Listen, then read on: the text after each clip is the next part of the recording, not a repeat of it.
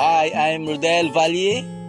Hi, I'm Aya Valle and I'm happily married for 17 great years to Rodel Valle. And happily married for 17 years. How did you two meet? Nag-meet kami during zone meet. We meet in Pikit during sa amo ang zone meet at elementary level. So siya grade 5, ako grade 6. What was your first impression of each other? Ang first impressions ko noon, kasi mga bata pa man kami, sabi na nasulod lang sa akong una-una nga, oh, cute man nga babae ni kay singkit yung mata. First impression ko sa kanya, masayain siya na bata. And yung kalog. When did you realize you liked each other more than just friends?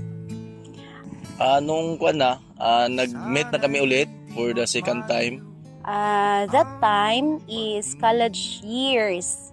na during siya, college na siya, 2003. So, I think second year college siya. Ako is third year college. So, one of my pinsan is yung friend, a classmate ng pinsan ko is ka-boardmate ni Rodel.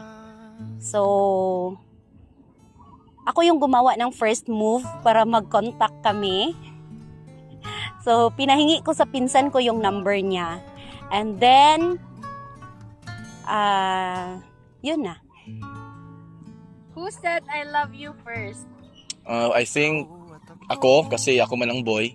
Siyempre siya!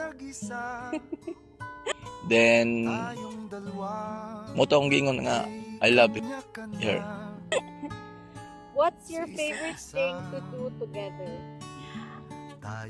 As people know and see us, Ang favorite thing, marami mang favorite thing. Yung talaga, yung manood, magbanding kami together na manood ng mga basketball, ball games, especially basketball talaga. syempre parati kaming nakikita kapag merong basketball game. Kahit saan dito sa Mindanao. What's one thing you admire most about your partner? Si Rodel kasi is may sense of humor. Ang admire ko sa kanya is magaling din siyang maghanap ng fans. Marunong talaga maghanap ng ibang mapagkakakitaan. So, kahit seryoso yung pinag-uusapan, may mga moment na napapatawa kaming dalawa. What's one thing your partner does that makes you laugh every time? Marami man ang daghan man no, makakatawa ta. Pero siguro kanang magkaon.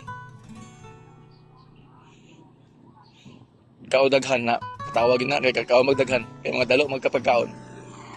Every time, yun nga, kasi may sense of humor siya. Kaya every time na nag-uusap kami, hindi nawawala yung biruan. Then, tatawanan na lang namin. Do you have a favorite memory as a couple? Ang favorite memory siguro tong Yung mga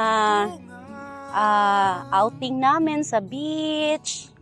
naglakaw lang middo kami lang nagatumi og Manila, then tan-aw lang unsay makuha dito nga basketball, PBA, bisan basta more on more on soroy lang yun nga kami lang duha. Like that, sa mall, nanunood ng sine kahit natutulog siya. Yun, and syempre, hindi talaga mawawala yung panunood namin ng basketball games. Yung pupunta lang kami sa Manila just to watch PBA, yun. Happy na kami doon. What's one thing you've learned from each other? I learned from Rodel is yung bawal magtanim ng galit. Ang na-learn ako is, ang ingon niya is, dili nimo problemahon ang karon, problemahon nimo ang umaabot. So kung unsay na sa iya karon, unsay kwarta, gasto yun na igasto. Kay ingon niya dili na niya problemahon kay ang kwarta makita lang pero ang memory dili na mausog. Yun. Kasi dati is yung tinitake seriously ko talaga. Pag may, pag nasaktan ako ng isang tao, ayun, parang deeper talaga yung effect sa akin. Pero he teaches me na hindi pala ganun. So, dili problemahon ang karon, ang problemahon nimo ang umaabot. Muna iyang sa kinabuhi. Where do you see yourselves 5 years from now? Siguro more na mag-progress na gipagid no through the help sa ato ang Ginoo. Siguro in other place na like Australia, Canada in 5 years. I see myself together with Rodel and our children 5 years from now is nasa Canada or New Zealand na kami nag-migrate. Manifesting and praying for that. What's your message to your partner?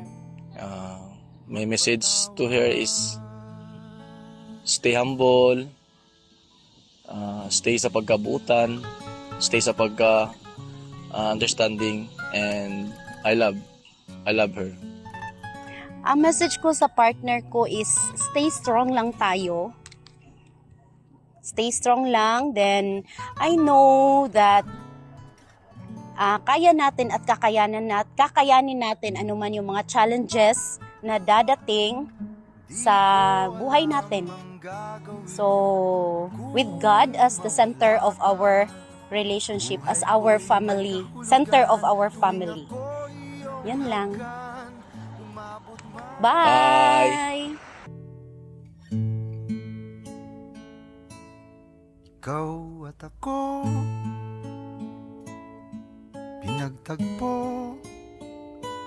nag-usap ang ating puso, nagkasundong magsama habang